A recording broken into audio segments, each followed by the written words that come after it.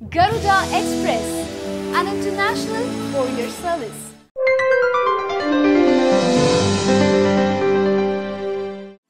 తెలంగాణ రాష్ట్ర సమితి 16వ ఆవిర్భావ దినోత్సవ వేడుకలు నేడు వరంగల్లో వైభవంగా జరగనున్నాయి.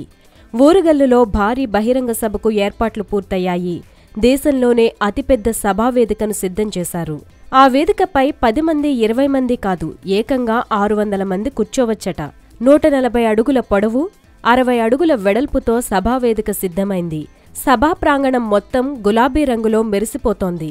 ఎవరికీ ఇబ్బంది కలగకుండా సకల ఏర్పాట్లను చేశారు.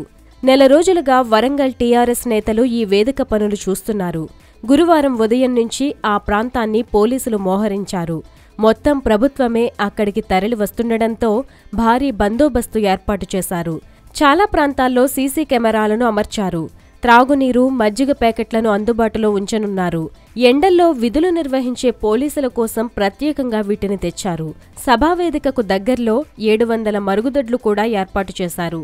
సభా ప్రాంగణంలో మొదటి వరుసలో మహిళలు, వృద్ధులు, మాజీ సైనికులు, వికలాంగులు కూర్చునేందుకు వీలుగా ఏర్పాట్లు చేశారు.